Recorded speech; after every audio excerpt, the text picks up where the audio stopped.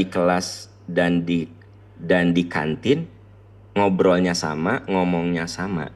Berarti ini dosen tidak tahu konteks ruang dan waktu. Ya ketika saya sebagai dosen di kelas, ya dosen gitu. Gimana layaknya dosen menjelaskan ilmu, perbandingan, bla bla bla bla.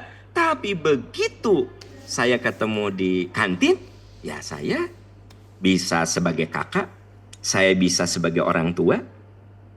Gitu, itu konteks ruang dan waktu. Makanya ada dosen yang disukai. Karena kalau di kelas emang dia dosen.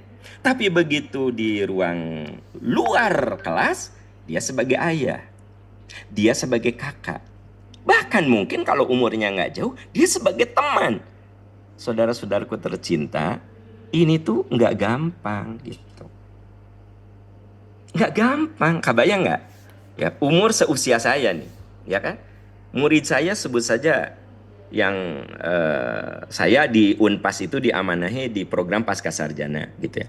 Relatif umurnya ya 23, 24 gitu. Ketika di ruang kelas, ya saya sebagai dosen gitu. Layaknya dosen yang memberikan ilmu, pencerahan, motivasi, ya kan gitu. Nah, begitu di luar kelas, ya saya bisa dianggap orang tua, saya bisa dianggap teman, saya dianggap kakak. Nah, ini yang disebut dengan komunikasi itu terjadi dalam konteks ruang dan waktu. Ya, jadi kita ini harus bisa menempatkan kapan menjadi dosen, kapan menjadi teman. Nah, gitu. Jangan sampai di kelas mahasiswa tidak menghargai karena style kita teman gitu ya, di kelas ya di kelas gitu. Nah gitu ya. Nah ini menjawab pertanyaan biasanya problem-problem anak-anak sekarang ya kan gitu, yang sepertinya sama dosen itu nggak hormat. Sebenarnya bukan nggak hormat, tapi dosennya tidak bisa menempatkan diri saat di kelas gitu. Karena buktinya di kelas dia hormat kepada kita sebagai dosen, di luar kelas dia bisa jadi teman, bisa jadi adik, bisa jadi anak kita dia tuh. Nah gitu loh teman-teman ya. Jadi memang sangat apa ya, menantang gitu menurut saya ya. Nah terus ini yang menarik, semakin mirip latar belakang sosial dan kultur, semakin efektif itu komunikasi. Ya, saya ulangi. Semakin mirip latar belakang sosial dan kultur, maka semakin efektif komunikasi. Ini saya kasih gambaran gini.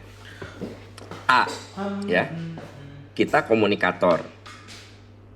Bapak, Ibu komunikan. Lawan bicara saya. Nah, kita ini punya frame of reference.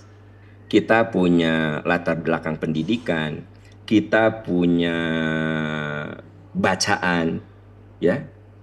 Nah, juga kita punya field of experience. Saya dan Anda itu punya pengalaman.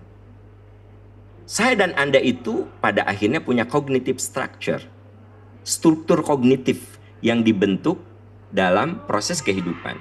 Dan akhirnya kita pun akan punya pola pikir, thinking pattern. Dan tentu saja kita juga punya attitude. Kebayang nggak? Saya dan teman-teman yang hadir di sini punya frame of reference yang berbeda, punya field of experience yang berbeda.